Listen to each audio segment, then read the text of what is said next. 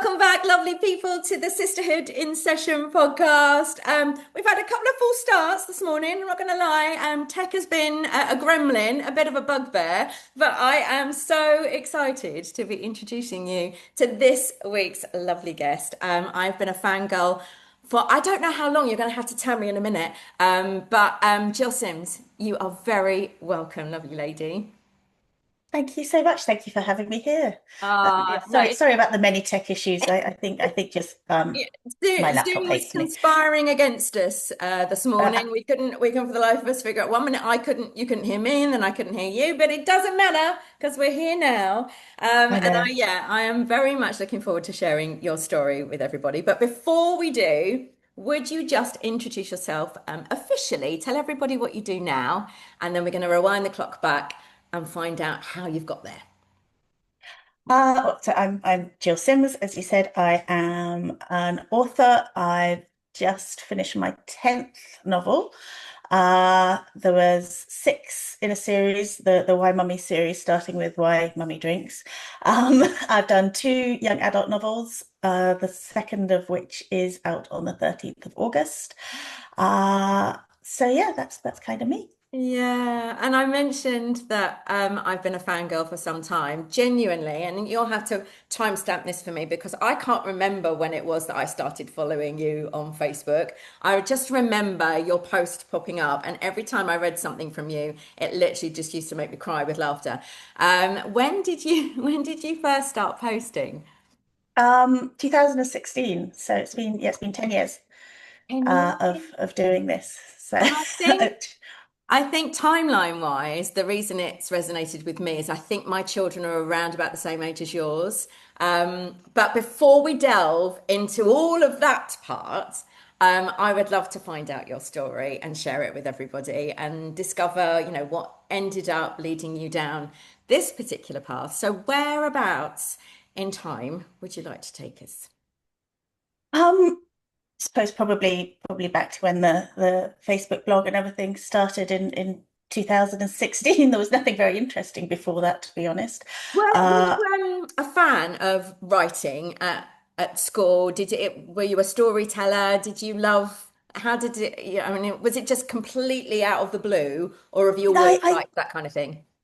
I used to write very silly stories for my friends at school, mainly about people we didn't like. I suspect nowadays it would be very frowned upon. We were also quite unkind about the teachers we didn't like. I used to write very silly stories about them as well, and Not a between us fan all, of not a fan of school I then? wasn't a big fan of school. No, no. Me We neither. even made up a very unkind poem about the teachers called the Teacher Song, which was probably the worst poetry that anyone has ever had Has in their has life. That was anybody a been witness to this teacher song, or have you not shared it with the Oh world yet? no, no, no, no. It wouldn't make much sense to anybody else. It was a collaborative effort anyway between me and my friends. It wasn't just me. Um, and yeah, I think anyone else would just think what a very bizarre thing to do, which is what you end up doing when you're at a small all-girls school with I no went to an access all. to I was boys. Um, I was all girls school right the way through from primary through to yeah coming out the other side of GCSEs and yeah I think there's something to say about all girls schools. I found it very cliquey, quite bitchy, teachers and kids. yeah, yeah, definitely. Although I went to a school reunion last 2 years ago. And actually, everyone was really lovely. All the very cliquey, popular girls were just really nice. They weren't Yeah. like they were at school at all. Everyone had changed very much. And I would like to think that would it, be true of the gang that used to terrorize me. But maybe I should try and seek them out somehow and try and orchestrate some kind of get together. But I love that. I love time's a great healer, isn't it, as well? And you're not kids anymore. You're adults, and you can actually, behave appropriately, ask intelligent questions, and not feel the need to, shove someone into a corner and be mean to them. I know. Well, that's I said to my husband on the sort of WhatsApp group that had been made for it first. I said everybody's being really nice to all the people that they were really horrible to at school, and he said that's because they're not schoolgirls anymore. Maybe you should try that. Being a little more mature and adult, and not sort of regarding it in the light that you're still 15. Although I think a lot of the time I think I am still 15 and behave in a sort of not very grown up manner. Um, so yeah, no, that was at school, the silly stories. And like I said, I didn't excel terribly at English. I didn't particularly enjoy English. I think mainly because of the having to pick books apart and which to me just ruins them entirely. And then they're not looking for what you actually think about a book, are they? They're just looking for you to regurgitate the answers that they think are acceptable. So Yeah, I and it's find one myself in. person's opinion as to whether what you've extracted is, appropriate for whatever it is, whatever question you're answering. So yeah, I hear Exactly, you. Yeah. exactly. Yeah. Yeah. I've got about 6 copies of Wuthering Heights now, though, because everyone thinks I really, really love Wuthering Heights. I actually hate Wuthering Heights because we had to do it at school and it absolutely ruined it for me. I just like the song, but because I really like the Yes. song, everyone goes, "She loves Wuthering Heights. There's a nice copy of Wuthering Heights. We'll give her a copy of Wuthering Heights." No, I just like Kate Bush. And I they just like don't Kate Bush, think yeah.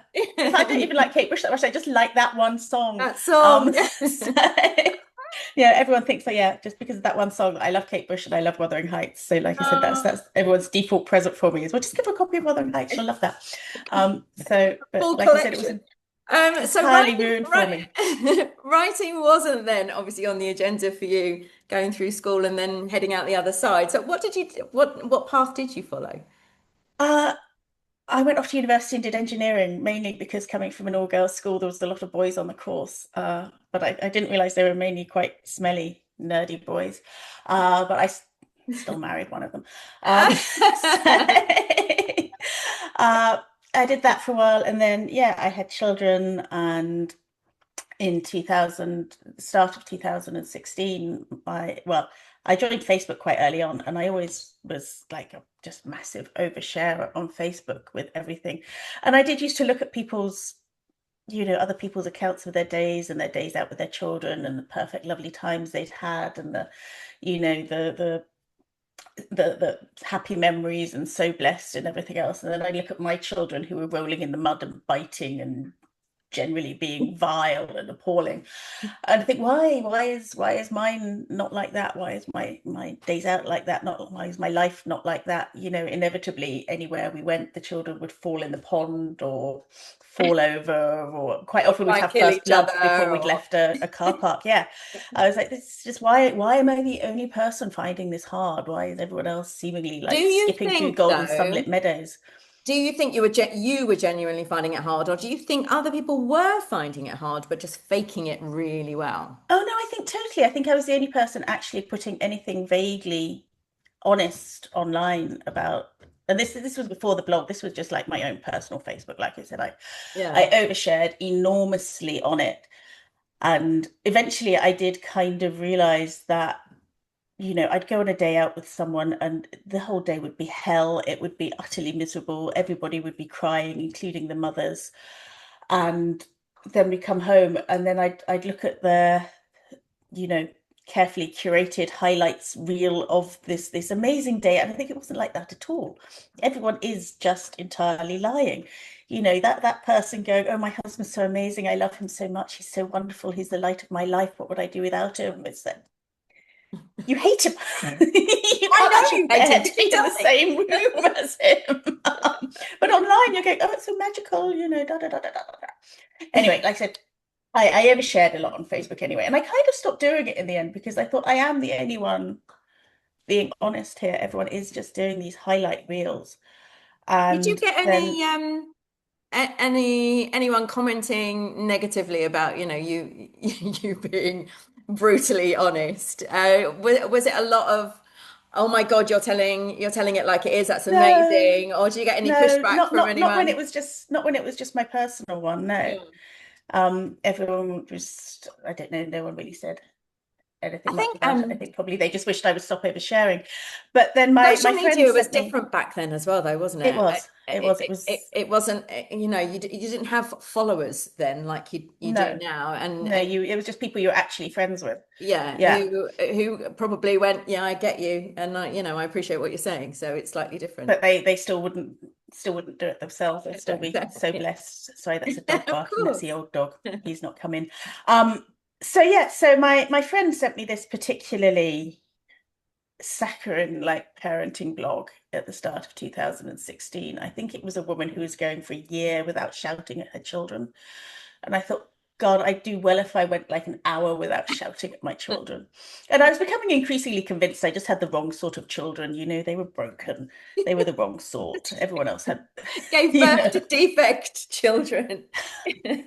gave birth to demons, I think. Ah. Um, and she said you should write a blog about what it's really about. She didn't actually have children herself, she said, but it's funny what you write. You should write what it's really about because nobody else seems to do that. You should start this blog. So I thought, what the hell, I'll do it for her amusement. So initially it was called Claire Told Me to Do It. And I used to draw very bad illustrations to go with it. And I made a Facebook page for it really just to kind of because some of my friends wanted to share it with other friends, kind of who I wasn't friends with, like you say, back when people were actually friends with people on Facebook. So I made this page so people could share it if they wanted to with other friends. And it just kind of took off from there. And I think it was about mid-July 2016. I wrote a post about I think just a very long day in the summer holidays. A very, very long day in the summer holidays. And that just went insane. I think I'd had something like 5,000 people following it before that, and then there was about 50,000 by the end of the day, and then it just went completely mad. How It did was that very make odd. you feel going from, yeah, such a small little gathering to all of a sudden, in this day and age, I think the kids call it going viral. Yeah, it was quite terrifying actually. It was really, yeah, Yeah. quite scary, quite alarming. I didn't really know Well, what you to weren't do. And ready then, for that kind of explosion. well, no, especially not when 2 days later, somebody sent me a link to say I was now in the Daily Mail, which was not a Oh, flattering article either. It was just that thing they do where they basically steal people's blog posts and then go, "Oh, look at this terrible person." Everyone comments underneath, go, "Witch, burn her." Yeah, the Daily Mail. Um, yes. so Thanks for that. it, that Brilliant. was fun having to admit to my husband that oh look, darling, I'm kind of a little bit in the Daily Mail. So that was not Was not my did he finest feature hour. as well? Because he is. No, he doesn't feature in anything. He doesn't. He doesn't. He is very much behind the scenes. That was a rare glimpse of him you got earlier when we were attempting desperately to. Yeah, but you do reference him a lot, and honestly, it's It's the everything's favorite an part of my when I read your posts is yeah, the way the way you talk about him. everything is exaggerated. It's Yeah, yeah, and we should say that. And yeah, I know that you have mentioned this recently as well, because I think some people do literally think that you speak to your husband and your kids in the way that you do in your posts, which are sweary, let's say. yes. It's more the posts are more people saying out loud the things that you were maybe thinking.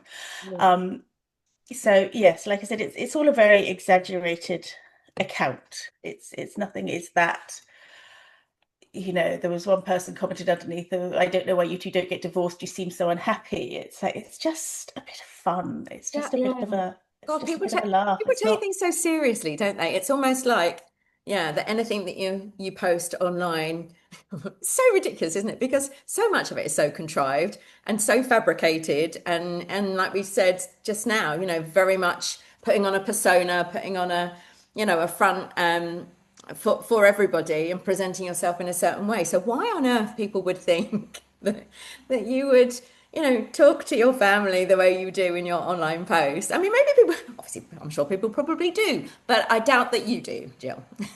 I don't know. Although there was an instant when my first book came out. Sorry, there's a little dog come up. Um, one of my someone I knew bought it for his parents who are my neighbours. And he said, "Oh, I thought you'd like this. It's written by the woman round the corner." And they said, "Is that dreadful woman who's always shouting and swearing at her children to get in the house?"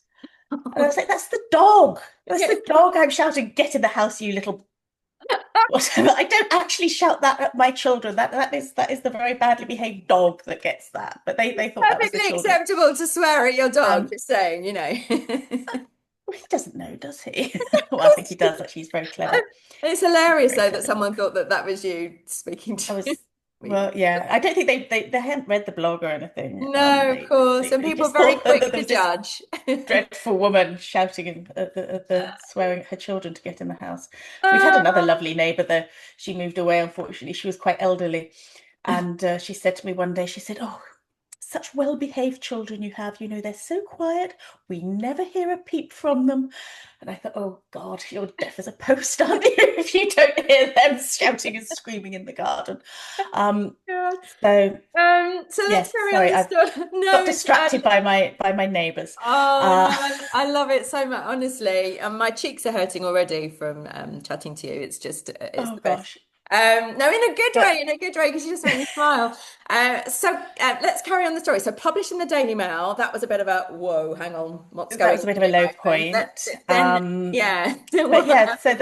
the page just kind of started to grow and grow. And the thing that really astonished me was I'd go to the playground to pick up my children, and the really perfect mothers, you know, the ones who made us all feel a little bit inadequate, the ones who, you know, they've always got their makeup done and their hair brushed, and you know, they're never feeding toast to their children in the car on the way to school because everything's gone wrong that morning, and are just, you know, they're just together. They've just got it all nailed, and Were they you wearing think you're going, active wear as well, Jill? I think oh, usually yes, yeah, yes, but yeah. the ones you feel very inadequate beside, that probably would try to go a year without shouting, probably didn't have to even think about going a year without shouting at their children, because why would they need to shout at their perfect The children? perfect little cherubs.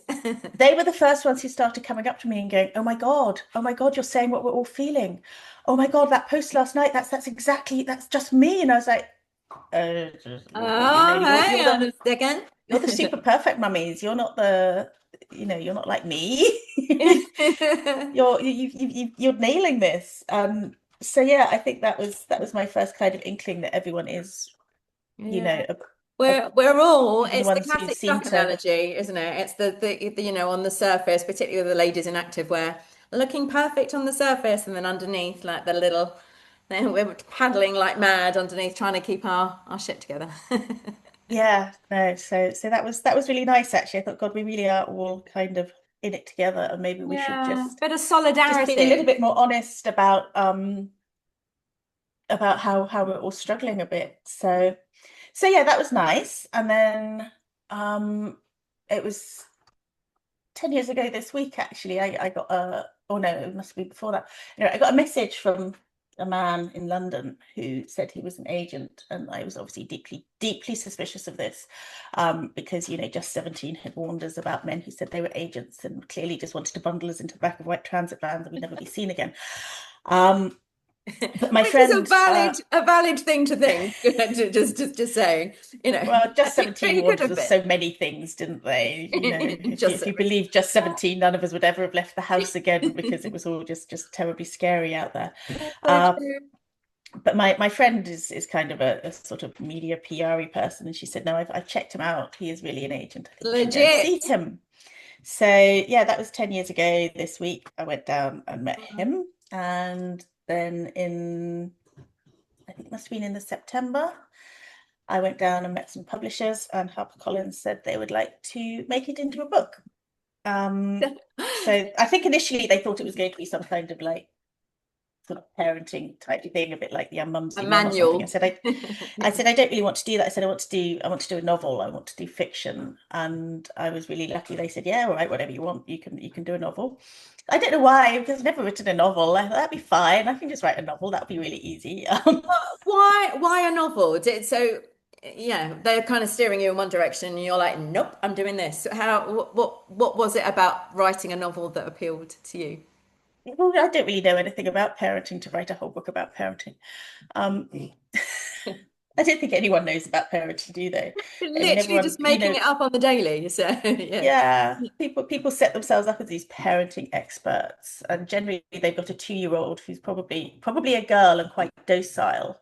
Um, this was something I discovered when I had my son. I'd gone through, you know, my daughter's toddlerhood, going to the baby groups and things, and looking at these dreadfully behaved children running amok, and why didn't their mothers do anything about them? And my child's not doing that. Look, I got a good one. Look, she's I sitting got a good one. nicely. She's sitting nicely, and then the children running amok. And it's, this is, oh. And then I had a boy, and then I realized that all the children running amok were little boys. And now mine was running amok too. And it was just that I had been lucky in having quite a well-behaved little girl, although, I think Yeah, little girls as they get older become trickier. Uh, your but family as dynamic is exactly the same as mine. So my eldest is a little girl, and she was the perfect little girl. Never got in a mess, perfectly behaved. You put her down to do something, and she'd get on with it. yeah, And then my and then you have son a boy. was, oh my Yeah, God, she used to run yeah. away from me every second of the day. Like if I had to have like literally eyes in the back of my head if I was ever having a conversation with anyone, because if I wasn't watching him, he ran away from us on holiday. He used to run away from me in the gym and ended up like a completely different part. Oh yes, I can completely identify with what you're saying. Yeah. No, I mean, I would say to my daughter, darling, that's dangerous. You mustn't do that. You'll get hurt. Mummy doesn't want you to get hurt, so you mustn't touch that. You mustn't do that or whatever. And I'd say that to my son and be like, is it, is it, is it, is it? Yeah, just stick the fork in the socket. I don't care what you say, kind of thing. It's like, I don't believe you. Ow! I did tell I you. think that's a guy thing, though, a boy slash guy thing. They need to know Yeah. what the consequences are of their actions all the time. My husband still does it. What if I do this? What happens? And it's just Yeah. Even when you tell curiosity of them. little boys, isn't it? They Yeah. just need to know. They need the answers That immediately. Yeah, so that was a very different, and I felt very bad for judging these poor women all these, the time about when I had my nice girl child, and then I had the boy. I just remember sitting, taking him for his first pair of shoes, proper pair of shoes in a Clark's, and he just ran around knocking every pair of shoes onto the floor, and I thought I should deal with this, but I no longer have the energy. I I hear can't do you. this. It's It's too ex much. I can't do it. it's I can't do it. exhausting, isn't it? Yeah. Oh, baby music class. That was fun with a boy after a girl. Um, although I do still have a very good friend from baby music class where we just sort of trauma bonded, I think, over the boys. Connected Uh, over the trauma. I put my yeah. son into kung fu lessons at the age of 4, which just completely changed everything. I highly recommend it if you've got a runaway little boy. He now actually is 3-time black belt, and that's what he does for a living. So Oh, it fantastic. it did the trick. Obviously, I never intended for that to be the case when I put him in those classes at 4. I just thought, please take him and just try and instill some kind of discipline and focus.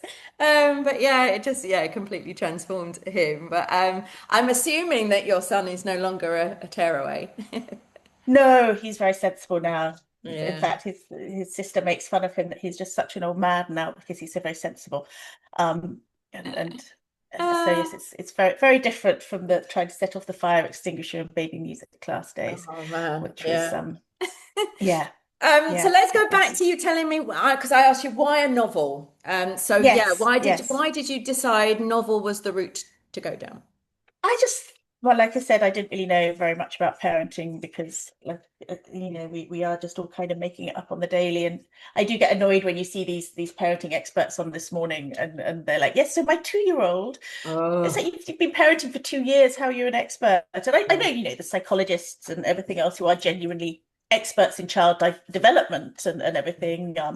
My friend works in childcare and she obviously knows a huge amount about it. But these people who've just sat there with a 2-year-old and gone, yes, well, I know everything now. I know everything. So I thought I don't know much about parenting to fill a whole book, but I think I could like just make up some funny stories for a novel. And I just thought it would be more fun. yeah. Um, I'm not sure writing books is fun, but Well, at the time I thought it would be that was going fun. to be my next question, which is that the writing process. Having not really enjoyed English that much at school, not enjoyed that storytelling process. When you first sat down, when you've gone, yeah, I'm going to write a book. Did you sit down and go, this is amazing, or did you sit down and go, shit, what do I do There now? was, yeah, a little bit of that. I said my main problem with English was just that, the having to tear the books apart kind of thing and dissect them and everything. I quite like, the storytelling part, but there was very little of that in our English course. It was mainly, what do you think of this book? So I like that part. And like I said, I'd made up silly stories for my friends at school and things. So I thought that'd be fine, be fine, be fine, be fine. But yeah, it's quite solitary. It's quite, I think you need probably more discipline to do it than I have, which is why it then becomes quite stressful. I think if I was the sort of person who could sit down and say, right, I'm going to just write 2,000 words a day, every single day, and and then that'll be it done, that would be fine. But I'm not really that sort of person. I'm that, I got loads of time. I don't need to do it. It'll be fine, be fine, be fine, be fine. Last minute Um, Linda and then going, yeah, very much so. I think actually almost the first book was probably the easiest one deadline wise because I only had about 2 months to write it in or oh, finish wow. 3 months.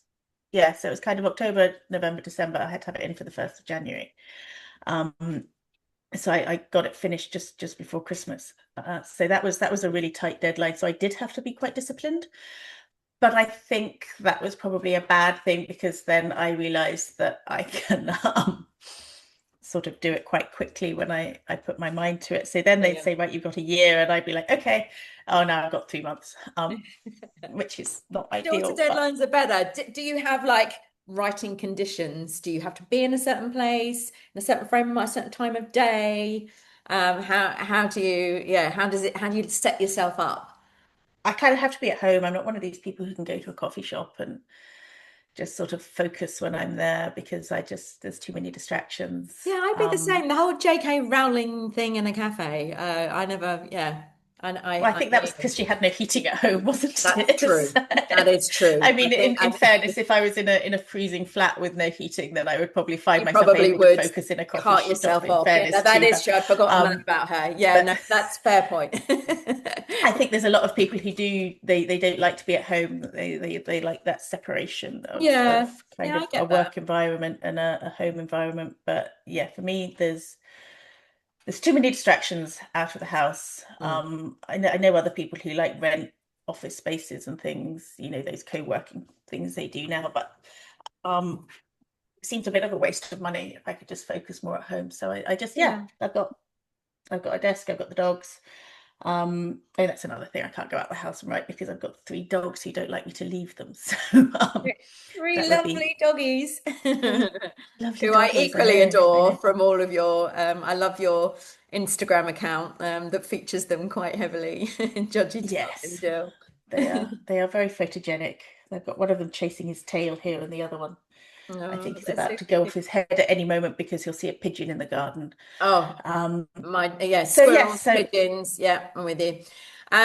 So yeah, so a short deadline. Did it go to plan? Did you enjoy the it process? uh I'm not sure I'd say I enjoyed the process because it was a bit of a mad panic of, oh my God, I've got to get this done. Um, and I don't think I really thought beyond that, beyond just get it done and then it's Christmas. Just you need to get it done before Christmas. Yes. So it was just very much I just this is just something that has to be got through. Um, Did you know, because obviously you chat about all sorts of things in your public posts. Did you have, because it was Why Mummy Drinks, did you know that's what it was your first book was going to be, or did the title come after the writing process? no, no, the title was kind of I think the reason they let me do it, they liked the title. I can So see why they would think that that would probably be a winner. yeah, I think the title was really helpful. Yeah.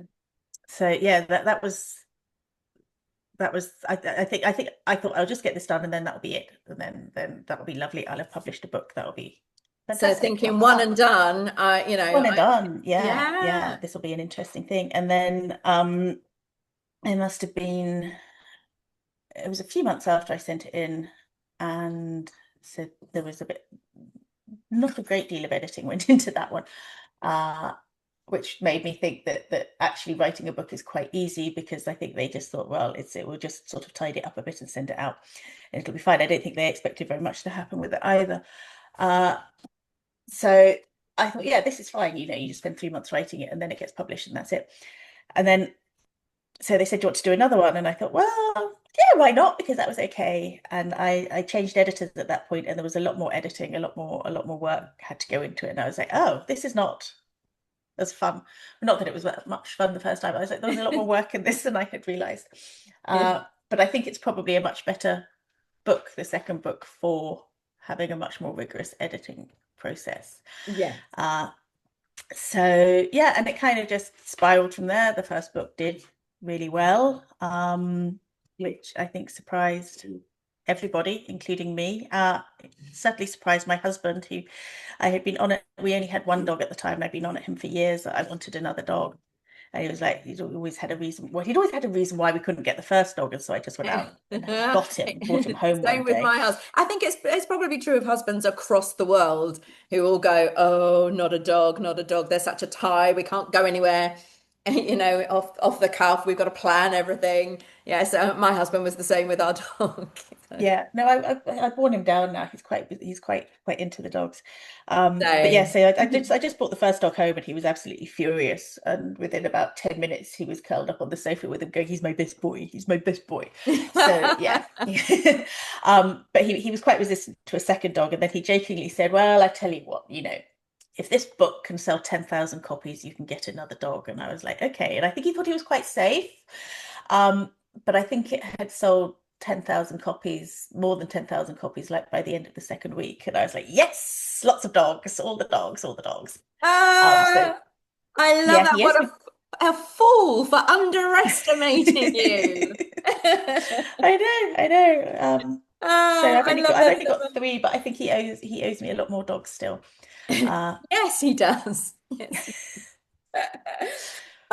So I mean, this is such an incredible story, isn't it? Going from something that wasn't even on your radar at all to now being, a very successful published author. When you look back to, Jill at school and look at Jill now, what do you think younger Jill would make of your journey? I think she'd probably be quite astonished. Quite, yeah, I don't think it would be something she'd ever seen. But then again, Jill at school didn't really look beyond like, how can we meet boys? So I think that would probably be her main question. Do you meet boys in publishing? Not really. There's not a lot of it's quite a female dominated industry. And I think she probably would have gone, well, there's no point in that then, is there? We just all you need is, a vodka and coke and a packet of Marlboro Lights and some boys in life, I think would have been Jill at Life is school's complete. version of life. Which is probably Uh, why all girls' schools aren't such a good idea, isn't it? but it is, Although I started the Sisterhood networking group when I was 50, having tried many different businessy hats on for size. I've done all sorts of things. And I think, as you get older, confidence can get knocked a little bit. Hormones get thrown into the mix, which, messes around with absolutely everything.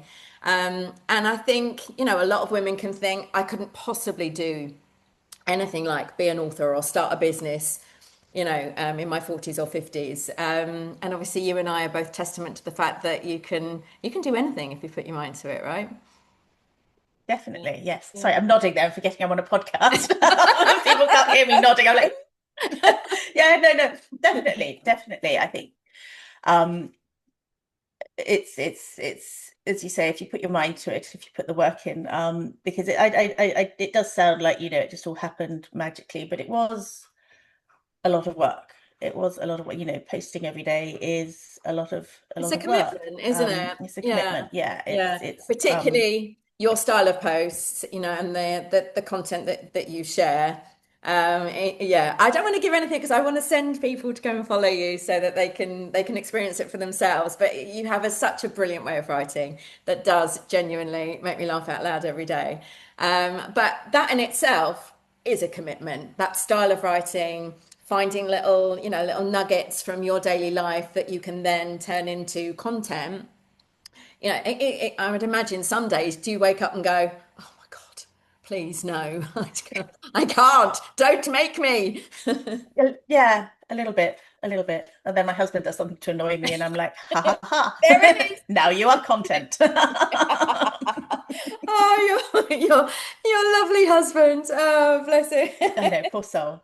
Poor soul. People Yeah. ask me if he reads the post, but he got locked out of his Facebook account about 5 years ago. So no, he doesn't, which is He actually never quite sees good because it's anything.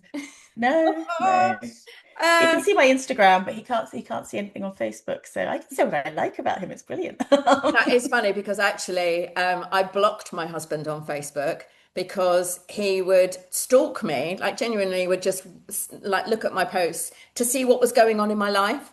And then he would ask me questions about things. I was like, I haven't talked to you about that. How do you know about that? I was like, oh, I was like, are you watching me on Facebook? I was like, right, I'm going to block you, so you actually have to ask me about what's going on in my life and not stalk me on Facebook. No, my husband was a bit like that as well. He used to say he only had Facebook to see what sort of mood I was going to be in when he came home. Uh, but then, like I said, he managed to get himself locked out of it. So ha ha ha. Yeah, so yeah, He one can't do locked that out, anymore. one blocked. So Yep, we've got it sorted. We've got it sorted. definitely. So let's catch up the story and come up to sort of present day because time frame wise, we're just about to head into August 2026. So if you're listening back and it's been a while. You are about to publish a new book, aren't you? And you've kind of diversified slightly. So tell us, your new lovely line of books and what they're about and what the inspiration was for them. So this is my second young adult book. Lila Mackay finds life very unfair. The first one was out last year. That's Lila Mackay. It's very misunderstood. So they're not massively dissimilar to the adult books, except there's obviously a lot less swearing and no drinking and everything else. They're Removing the um, naughty adult stuff. a little more innocent. Yeah. Yeah. So it's a story basically of both of them are about two teenagers. Emily is a current day teenager, and Lila is a 90s teenager. And Emily is finding life quite difficult, and she finds these old diaries from the 90s from Lila that she reads. And it kind of gives her an insight into maybe she's not the first person who has ever gone through these various things. So the first book last year, Lila's Very Misunderstood, was kind of about first love, your first falling in love, and oh, you have it there, fantastic. Candy, And just off to the side. Yeah. yeah, so it's dealing with your first loves. And then the second one, which is was out mid-August, is about dealing with your first heartbreaks, really. The first time your first love goes horribly wrong, and there it is, lovely pink and blue. And how you cope with that, how you get through that. So from Mm. these two teenagers, sort of separated by about 30 years, but still finding quite a lot of common ground Yeah. and It's similar amazing. experiences. Has your writing style evolved in those 10 years? Do you find it easier now, when you were contemplating starting, this line of books? Was it a real consideration or did it just naturally evolve in and it was like a light bulb going off and you going, yeah, this is what I want to do now? I think my writing style has definitely improved. I've got a much better handle on kind of how to plot a novel and things than I really had no idea whatsoever in the first place how that kind of went. I would go off on, as you might have noticed from this entire podcast, I would go off on massive rambling tangents that had nothing to do with the subject in hand. So yeah, the young adult ones, again, I was very lucky. Basically, Electric Monkey came to me and said, we think you'd be a good fit for this. Would you like to do it? So I said yes because I think one of the things in publishing is if people give you opportunities, you have to say yes because it's can be a slightly fickle industry sometimes. So you don't know if the opportunity is going to come along again. So you kind of Yeah. have to take the chances you're given when you get them, especially if you know people are offering you these chances. A lot of people, probably better writers than me, struggle their whole lives to try and get published, but they're not the right thing at the right time. So they don't ever get their work out there. So yeah, Yeah. it's a huge Yeah. privilege. So I don't really turn anything down. Oh, no, But I no, love they it. were good fun. They were good fun to do. I think my children had a bit more input in these ones because I don't. What would the young people say, darling? What would the young people say? Well, not anything you say, mother, because you are old and know nothing and use It's terrible a whole phrases like different totes verbiage. amazeballs. Yes, oh, very much so. Very, very much Yeah. so. I So love what yes, you so just said though about grabbing opportunities when they arise, and it comes up a lot on here when I talk to all sorts of lovely ladies that from small business owners to obviously well-renowned authors like you, and I've chatted to the odd celebrity too, and there's a kind of common theme that runs through all of you and me included as well, which is just saying yes to things. Now, sometimes, we can second guess ourselves, we can worry too much, we get in our own heads and think, oh no, what if, and I'm not good enough, I couldn't possibly, no one would want to. And actually, what we've all done is gone, sod that. Let's just say yes and figure it all out afterwards. yeah, what's the So worst that can happen? yeah, exactly that, exactly that. So if anyone is listening now, no, and this is me included as well. I know I have a book in me. I've just got to, yeah, just get on with it. Have you got any advice that you give to anybody that, is contemplating putting, I was going to say pen to paper. Clearly, that's not the case anymore, is it? It's literally just getting out whatever device it is you want to dictate into or write into. But yeah, any advice that you could give to anyone that's contemplating the next stage? I think it is just like pretty much what we've just been saying. Just do it. Just everyone thinks they have a book in them. Everyone probably does have a book in them, but most people don't actually ever get around to writing it. Yeah. And I think the most important thing is to get it out there, get it written down, and get it done because it could be the most brilliant book in the world, but no one will ever publish it while it's in your head. Your head, yes. And I think as well, it's quite daunting when you sit down in front of that blank page and you think, where do I start? Mm, And I think just get it all down and get it started. That's what editing is for. I think there's a temptation to sort of spend months, days, weeks, years agonizing over the perfect first sentence, the most brilliant opening paragraph. But you can go back and fix all of that. Just get whatever it is you want to say down, whether it's fiction or non-fiction, get your story down, get it all down there, and then you can go back and tidy that up. I think yeah, with most of my books, the first 10,000 words at least have always had to be rewritten. yeah, Um, because it's just getting that out there, and it's not about that perfect first sentence. It's not about the perfect first chapter. It's like I said, that can all be fixed afterwards. But if you don't get it all down to start with, you've got nothing to go back and fix. And I realize it sounds like really obvious advice for what do you say to anyone who wants to start writing is just start writing. But like I said, I think a lot of people spend too much time thinking about it and not doing yes. it. And I think that's the Procrastinating, worrying, second guessing thing, and that's themselves. that's Yeah, all the really things. that's the key is just Yeah, sit in front of that keyboard or whatever yeah. and just do it, get it out, get it Now, down, get it yeah. done. Actually, we're oh God, we could chat for ages. I have so many questions for you. But obviously the advent of AI and things to technically make life easier slash, quicker. I suppose you can use that to your advantage in terms of getting things out of your head into whatever, platform you want to use, or whatever device you want to dictate into. It, is that a way to get started? How do you feel about the advent of all of this tech? And Oh, does it scare the I'm pants off you? I'm quite anti the whole AI thing. I don't like it. I think it's the rise of the machines. Me Um, too. I fear it and I loathe it, and I wish I could turn it off on my phone when I Google something and it comes up with the AI thing. It's like I don't want that. I want to trawl through some Yeah. websites and find it out for myself. I don't want you just spoon feeding me. I think it's going to have a It could be the really end of us all, Jill. And well, yes, probably. I've seen Terminator. I know how it ends. we know Um, how it plays out. yeah, we do. We do. We do.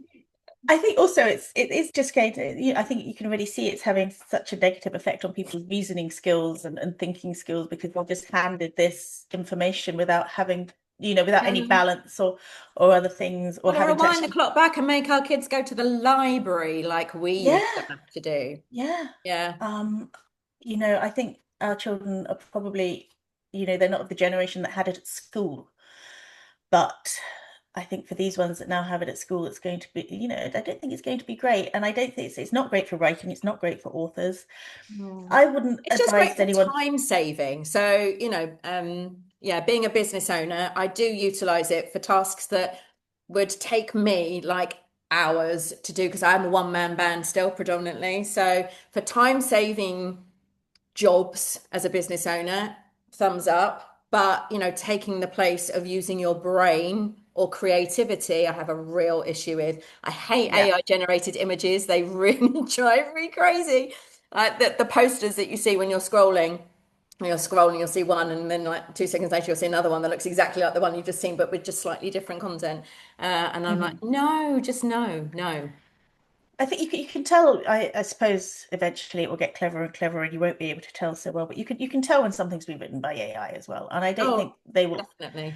I really wouldn't suggest anyone tries to use it for doing anything creative, Yeah. whether that is, Yeah. art And or then writing or anything else.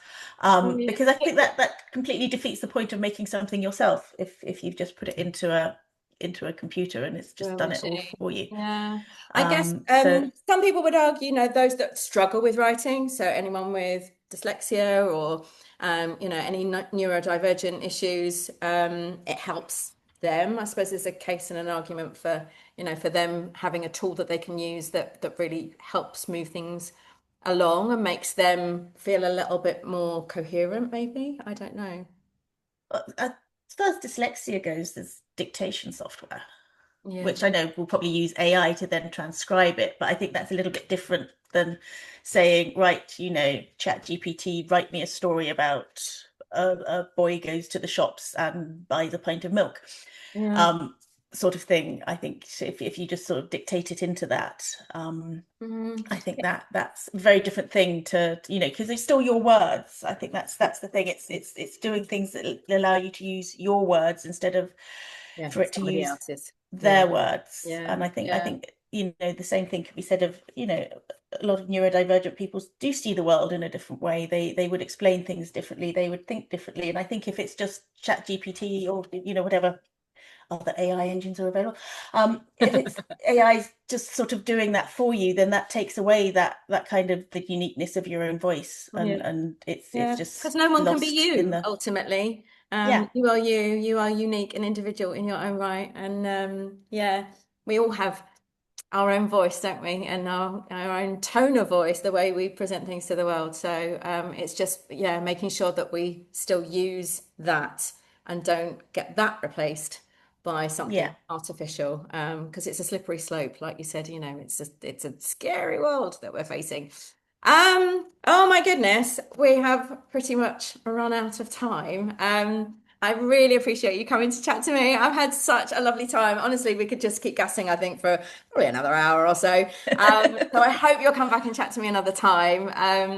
That would be amazing. But before I let you go, I have to ask you my two questions that I ask everybody that comes on and is a guest for me. So, question number one, lovely Jill, is there one thing that you wish you'd known before you became a published author?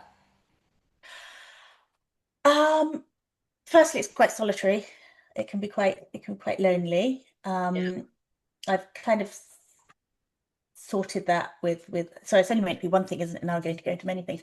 I've made some nice author friends now, and that kind of brings me on to the other thing, which is I spent a lot of time just saying these books are silly, these books are they're not serious literature or anything, and just kind of not really talking enough about the fact that I worked hard on them, that they're good, that they're popular, that they make people happy, um, that people they cheer people up when they read them. And it wasn't really till I was talking to other authors, they were going, they're not silly, they're good, they're that.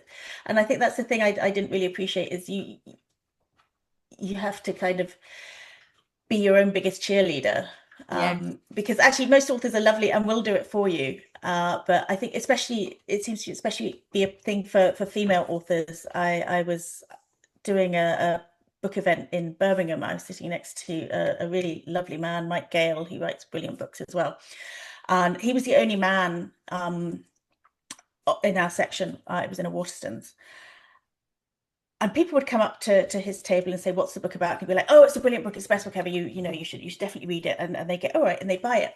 But they go up to all the female authors, and we were all doing the same thing. And we'd be like, "Oh no, I don't know if you like. You probably shouldn't buy it. You might hate it. It's just terrible. It's terrible." And he said, "I see women doing this all the time. They don't give themselves the credit. They don't talk Yeah. themselves up. Always they don't downplaying, yeah. downplay it." So yeah, I wish I'd known a long time ago that actually it's okay to you know, say this is brilliant, this is me. You're not being up yourself. You're not sort of being arrogant. You've put the work in and just say, I did this, it's good, you should read Yeah, it. yeah. And And just to add to that, imposter syndrome is a bitch because we yeah, all very suffer from much. it. It doesn't matter what you do, what your business is, whether you're an author or whatever it is that you do. I think pretty much everyone has that little voice in their head going, "Who the hell do you think you are?"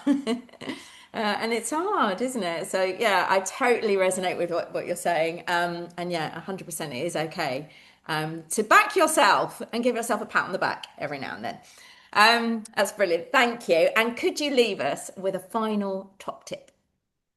Oh, a final top tip about writing or Whatever, life or whatever springs to mind. Yeah, writing maybe, but whatever springs to mind. Can be a top tip on how to handle your wayward children. Whatever top tip. bribe them with sweeties. Um, Oh, now this is where my mind goes completely blank, and all I can think is my top tip is don't get three dogs. Uh, It's, no, that's a fairly decent. That's a fairly it's decent a lot. tip. No, I think my top tip with parenting would be you just feed them and love them, and Yeah. Yeah, there's not a lot else you can do. don't compare yourself to other parents. That's literally, Yeah, I think that's pretty much defined, your new career is yeah, you never know what someone is going through, and B, what they're thinking, because yeah, we all sometimes put on a show for people, don't we? And oh, um totally. yeah, don't judge a book by its cover is probably Very apt. very apt. Thank you so much for your time. Before I let you go, would you just please let everybody know if they want to come and follow you and check out all of your daily posts, where do they find you? It's Peter and Jane on Facebook is what the page is called, and Instagram, because I'm very bad at this social media thing and have no coherent branding or anything else. So yes, Facebook is Peter and Jane, and Instagram is Judgy Dog and Jill, because obviously it's really all about the dogs. Of Um, course it is. They're the star of the show. Thanks again. I really appreciate it. I'm wishing you all the best with the new book. I hope that our paths will cross again in the future. But yeah, wishing you all the luck in the world, lovely lady. And yeah, I will see you very soon. Thank you so much. Thank you so much, and thank you for having me on. It's been brilliant. My pleasure. Bye. Bye bye. Bye. Bye.